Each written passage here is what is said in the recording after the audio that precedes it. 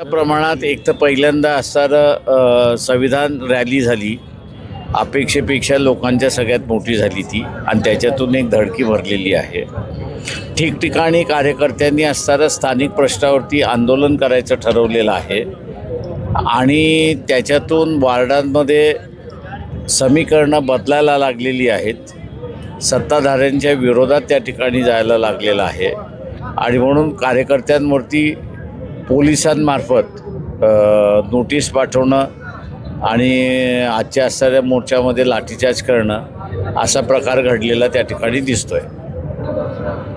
या ठिकाणी साहेब आपल्याला असं वाटतं का की दलितांवरती जे होणारे अन्याय आहे, अत्याचार आहेत ते थांबवण्यासाठी हे सरकार जे आहे सक्षम आहे म्हणून? ते मी असं म्हणेन, सरकार कोणाचंही असलं तरी ते कार्यशील राहिलेलं नाही. मी एवढंच म्हणेन कुठल्याही सरकारला की त्यांनी कन्व्हिक्शन रेट हा जर वाढवला तर तेच एका प्रकारचं असणारं अत्याचार करण्यापासून लोकांना थांबवेल. कारण का आपल्याला आता सजा व्हायला लागली आहे ही एक भीती त्यांच्यामध्ये निर्माण होते. आतापर्यंत आचारसंहिता लागायला पाहिजे होत्या पण अजून आचारसंहिता लागत नाही. मला वाटतं 21 तारखेपर्यंत एक इलेक्शनचा फेज आहे.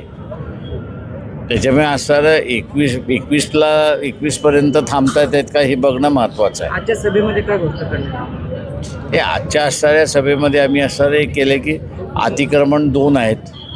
एक बिल्डिंग जे आहे त्यांनीसुद्धा FSIमध्ये असणारं अतिक्रमण केलेलं आहे आणि दुसरं जे आहे ते झोपडपट्टीधारक जे आहे त्यांनीही अतिक्रमण केलेलं आहे. झोपडपट्टीधारकांचं असणारं अतिक्रमण जे आहे ते बिल्डरमार्फत त्या ठिकाणी त्यांना त्रास दिला जातो आहे आणि हे जे FSIमध्ये जे अतिक्रमण केलेलं आहे ते हायकोर्टामध्ये जाऊन त्या ठिकाणी अडकतं आहे. तर आम्ही आव्हान असं केलं की या दोन्ही प्रश्नांवरती असणारं उत्तर आम्ही काढू शकतो तेव्हा सत्ता हे आम्हाला देण्यात यावी.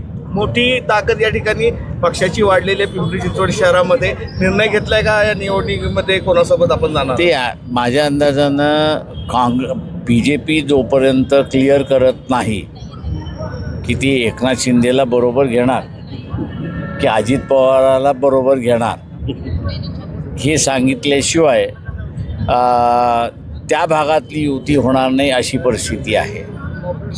आपल्याला असं दिसतंय की काँग्रेस पक्षाने आवाहन केलेलं आहे की आम्ही एकत्र जाणार अशी असणारी परिस्थिती आहे.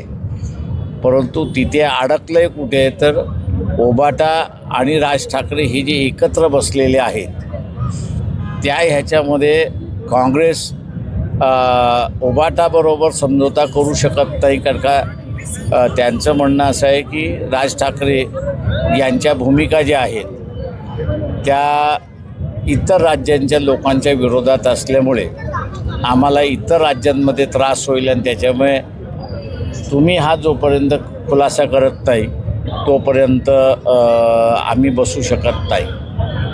हे 2 मेजर पार्टी जे आहेत त्यांच्या भांडणं चाललेली आहेत. त्यांचा काही तिढा सुटत नाही आहे.